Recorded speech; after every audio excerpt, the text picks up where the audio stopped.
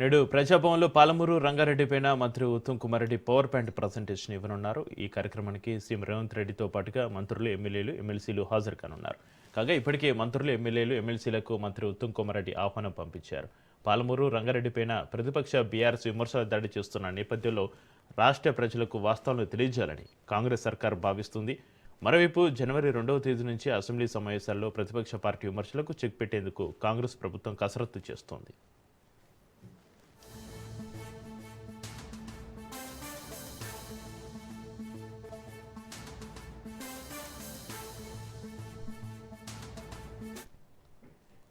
అయితే రాష్ట్రంలో నీటి ప్రాజెక్టులు ఏపీతోటి నీటి పంచాయతీపై అసెంబ్లీలో చర్చకు వచ్చే అవకాశం ఉంది. అయితే శాసనసభలో ప్రతిపక్ష నేత బీఆర్ఎస్ చీఫ్ కేసీఆర్ అసెంబ్లీ సమావేశాలకు హాజరవుతారా అనేది ఆసక్తిగా మారింది. 2 రోజుల క్రితం శాసనసభ సమావేశాలు ప్రారంభమైన కాసేపటికే ఆయన సభ నుంచి వెళ్ళిపోయారు. దీంతో కాంగ్రెస్ విమర్శలు చేసింది. కాగా కీలకమైన ప్రాజెక్టు చర్చల సందర్భంగా ఆయన కేసీఆర్ అసెంబ్లీకి హాజరై కాంగ్రెస్ సర్కార్ను నిలదీస్తారా లేదా అనేది హాట్ టాపిక్గా మారింది.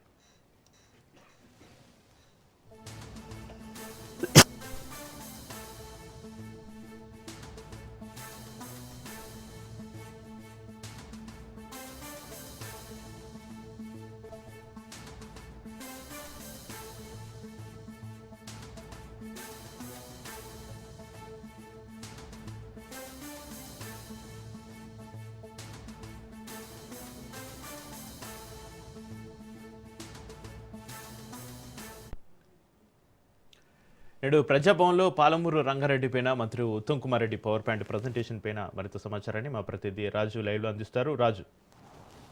చక్రి ఈరోజు ఏదైతే నదీ జలాలకు సంబంధించి తెలంగాణ అదేవిధంగా ఆంధ్రప్రదేశ్ రాష్ట్రాల మధ్య జరుగుతున్నటువంటి జల వివాదానికి సంబంధించి కూలంకషంగా ఈ అధికార పక్షం ఈరోజు ఎమ్మెల్యేలకు, ఎమ్మెల్సీలకు, మంత్రులకు పవర్ పాయింట్ ప్రజెంటేషన్ ఇచ్చేందుకు సిద్ధమైంది. దీనికి సంబంధించి ప్రజాభవన్ వేదికగా ఈరోజు సాయంత్రం 4 గంటలకు ఈ పవర్ పాయింట్ ప్రజెంటేషన్ ఇవ్వబోతా ఉన్నారు. మంత్రి ఉత్తమ్ కుమార్ రెడ్డి ఈ పవర్ పాయింట్ ప్రజెంటేషన్ ఇవ్వబోతా ఉన్నారు. ఇప్పటికే ఎమ్మెల్యేలకు, ఎమ్మెల్సీలకు, మంత్రులకు, ఇతర కాంగ్రెస్ పార్టీ సీనియర్ నేతలకు ఆహ్వానాలు వెళ్ళాయి.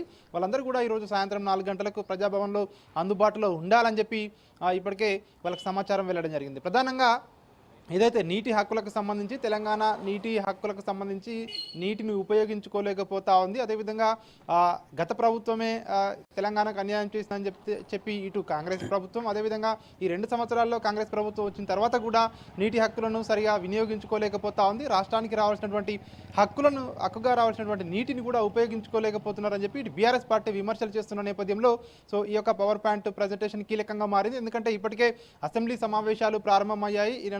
గత నెల 29వ తేదీ నుంచి అసెంబ్లీ సమావేశాలు ప్రారంభమయ్యాయి.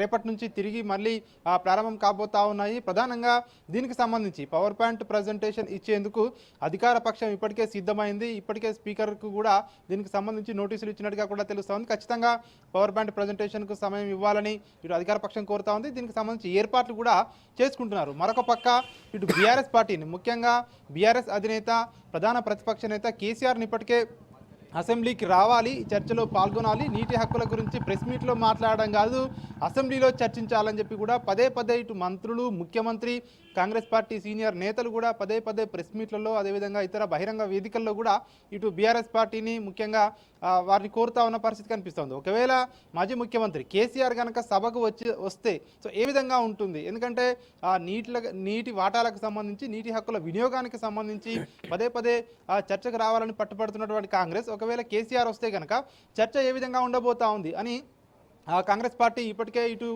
దీనికి సంబంధించి అంతర్మదనంలో పడింది. ఖచ్చితంగా కేసీఆర్ వస్తే ఆయనను ఎదుర్కొనేందుకు సిద్ధంగా ఉండాలి, అందరూ కూడా యాక్టివ్ మోడ్లోకి రావాలి, ప్రజాప్రతినిధులు, ఎమ్మెల్యేలు, మంత్రులు అని చెప్పి కూడా ఇప్పటికే సీఎం రేవంత్ రెడ్డి సూచనలు చేయడం జరిగింది. ఈ సీఎం సూచనల మేరకే ఈరోజు పవర్ పాయింట్ ప్రజెంటేషన్ నిర్వహించబోతా ఉన్నారు. మంత్రి ఉత్తమ్ కుమార్ రెడ్డి ఏదైతే పాలమూరు రంగారెడ్డి కృష్ణానదీ జలాలకు సంబంధించి, అదేవిధంగా గత బీఆర్ఎస్ ప్రభుత్వ హయాంలో ఏం జరిగింది, ఎందుకంటే దీనికి సంబంధించి ఎందుకు గత బీఆర్ఎస్ సర్కార్ పాలమూరు రంగారెడ్డిని పక్కకు పెట్టి కేవలం కాళేశ్వరం పైన ఎందుకు ఫోకస్ చేసింది, కాళేశ్వరానికి 1,00,000 కోట్లు కేటాయించి కేవలం పాలమూరు రంగారెడ్డికి 27,000 కోట్లను మాత్రమే కేటాయించడానికి కారణం ఏమిటి? అది కూడా 1 ఎకరానికి కూడా నీళ్లు ఇవ్వలేదని చెప్పి కూడా ఇటు కాంగ్రెస్ పార్టీ విమర్శలు చేస్తూ ఉంది. దానికి ప్రతిగా బీఆర్ఎస్ పార్టీ కూడా ఇటు విమర్శలు చేస్తూ ఉంది. కాళేశ్వరం కట్టి 1,00,000 ఏదైతే 1 కోటి ఎకరాలకు నీళ్ళు ఇస్తామని చెప్పాము, సో అది కాంగ్రెస్ పార్టీ వచ్చిన తర్వాత దాన్ని పక్కన పెట్టారు. అదేవిధంగా పాలమూరు రంగారెడ్డికి సంబంధించి బీఆర్ఎస్ పార్టీ అధికారంలో ఉన్నప్పుడు ఆ పనులు ముందుకు వెళ్ళాము, కానీ కాంగ్రెస్ పార్టీ అప్పుడు ప్రతిపక్షంలో ఉండి నేషనల్ గ్రీన్ ట్రిబ్యునల్లో కేసులు వేసి దాన్ని అడ్డుకున్నారు. అయినా కూడా ముందుకు వెళ్ళాము దానికి సంబంధించి అని చెప్పి కూడా ఇటు బీఆర్ఎస్ వాదనలు వినిపిస్తూ ఉంది. అదేవిధంగా ఇటు అసెంబ్లీలో కూడా తమకు కూడా పవర్ పాయింట్ ప్రజెంటేషన్కు అవకాశం ఇవ్వాలని బీఆర్ఎస్ పార్టీ ఇప్పటికే స్పీకర్కు కూడా నోటీసులు ఇవ్వడం జరిగింది. సో మొత్తానికి రేపటి నుంచి కూడా ఏదైతే అసెంబ్లీలో దీనికి సంబంధించి వేడిగా చర్చ జరిగే అవకాశం కనిపిస్తూ ఉంది. మరొక పక్క గోదావరి జలాలకు సంబంధించి ఇటు బనకచర్లకు సంబంధించి ఏపీ ప్రభుత్వం ఏ విధంగా ముందుకు వెళ్తూ ఉంది, వారికి ఏదైతే ఈ జలాల్లో హక్కు లేకపోయినా 80 టీఎంసీల వరకే వాళ్ళకి హక్కు ఉన్నా ఎక్కువగా నీటిని మళ్లించుకునేందుకు ఏపీ ప్రభుత్వం ఏ విధంగా ముందుకు వెళ్తూ ఉంది అనే అన్ని విషయాలను కూడా ఈరోజు ఎమ్మెల్యేలకు ఎమ్మెల్సీలకు మంత్రి ఉత్తమ్ కుమార్ రెడ్డి ఒక దిశానిర్దేశం చేయబోతా ఉన్నారు.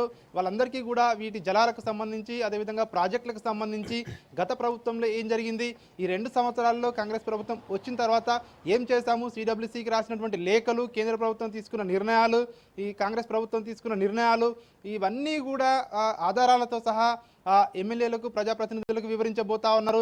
ఎందుకంటే రేపటి నుంచి కూడా సభలో ఖచ్చితంగా ప్రతిపక్షంపై ఎదురుదాడి చేయడానికి ఇవన్నీ కూడా సబ్జెక్ట్ ఉండాలి అందరికీ కూడా అని చెప్పి కూడా ఇప్పటికే ముఖ్యమంత్రి సూచించిన నేపథ్యంలో ఈ యొక్క పవర్ పాయింట్ ప్రజెంటేషన్ ఈరోజు సాయంత్రం 4 గంటలకు జరగబోతా ఉంది. ఇప్పటికే దీనికి సంబంధించి అందరూ కూడా సాయంత్రం 4 గంటలకు రావడానికి ఇప్పటికే ఇటు ప్రయాణానికి కూడా సిద్ధం చేసుకున్నటువంటి పరిస్థితి కనిపిస్తూ ఉంది. రేపటి నుంచి ఈ అసెంబ్లీలో వేడిగా దీనిపైనే చర్చ జరిగే అవకాశం మనకు కనిపిస్తూ ఉంది. Right, thank you Raju.